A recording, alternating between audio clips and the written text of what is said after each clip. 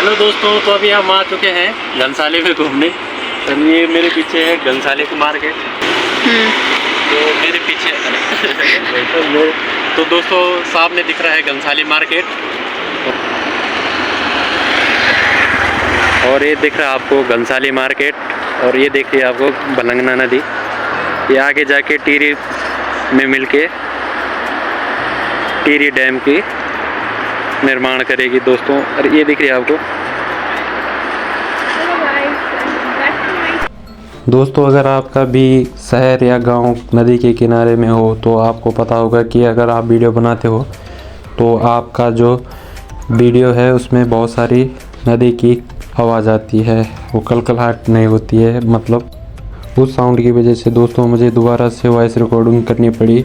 तो दोस्तों अभी आप देख रहे हैं ये है सामने पे घनसाली का मार्केट, और अभी शाम का टाइम हो रहा है तो हम आ रहे हैं घूमने, क्योंकि पहाड़ों में घूमने का अलग ही मज़ा है। यदि दोस्तों आप भी देहरादून या फिर दिल्ली जैसे शहरों में रह रहे हो जहां अभी बहुत सारा पॉल्यूशन है, तो आप देख सकते हो उत्तराखंड के जो छोटे कस्बे हैं वहां में बिल्कुल भी पॉल्यूशन नहीं है। तो आप साफ़ सुथरा नज़ारा यहाँ देख सकते हो, सड़कें छोटी छोटी और साफ़ सुथरी, सामने एक साफ़ सुथरा मार्केट, और ये सनसेट का टाइम होता हुआ दोस्तों। यदि दोस्तों आपको पता नहीं है कि घनसाली मार्केट कहाँ है तो मैं आपको बता दूं, घनसाली मार्केट उत्तराखंड में टिहरी ज़िले में एक छोटा सा टाउन है जहाँ पर मैं अभी हूँ, और ये बिल्कुल बीचों बीच पहाड़ों के बसा हुआ है। और इसकी ख़ास बात यह है कि यहाँ से हमें जो नदी दिख रही है वो है बिलंगना। सामने से जो आपको एक नदी दिखाई दे रही है वो बिलंगना नदी है जो खतलिंग ग्लेशियर से निकलती है। और इसकी ख़ास बात यह है ये आगे पे टिहरी डैम आपने देखा होगा, वो भागीरथी और बिलंगना मिलकर टिहरी डैम का निर्माण करती है। और टिहरी डैम तो आपने ज़रूर कभी ना कभी सुना होगा।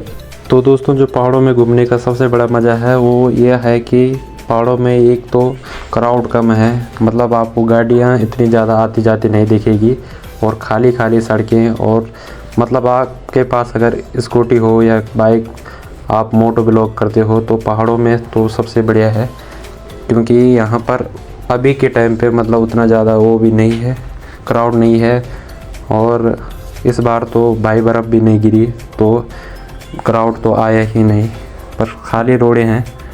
तो दोस्तों यदि पहाड़ों में बारिश या बर्फ़ गिरती है तो ही लोग पहाड़ों पे आते हैं। सर्दियों के टाइम पे तो कुछ खासा नज़ारे होते नहीं हैं, चारों धाम बंद रहते हैं, तो इस कारण से लोग आते जाते कम हैं।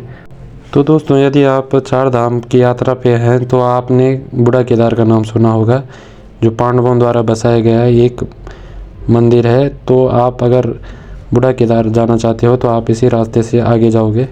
अभी आप यहाँ पर देख सकते हो, यहाँ पर सामने जो नदी दिख रही है वो बलंगना नदी है। यदि दोस्तों आप उत्तराखंड की यात्रा पर निकले हो और आप गढ़वाल रीजन में घूमते हो तो आपको नदियाँ बहुत ज़्यादा देखने को मिलेगी। यदि आपको नदियाँ के संगम भी देखने हैं तो सारी प्रयाग आपको गढ़वाल में मिल जाएंगे। यदि दोस्तों आपको भी घूमने का शौक़ है तो आप उत्तराखंड घूमने आ सकते हो। आप गढ़वाल रीजन और कुमाऊँ रीजन में घूम सकते हो, क्योंकि यहाँ दोनों जगह ही घूमने के लिए बहुत अच्छी जगह हैं।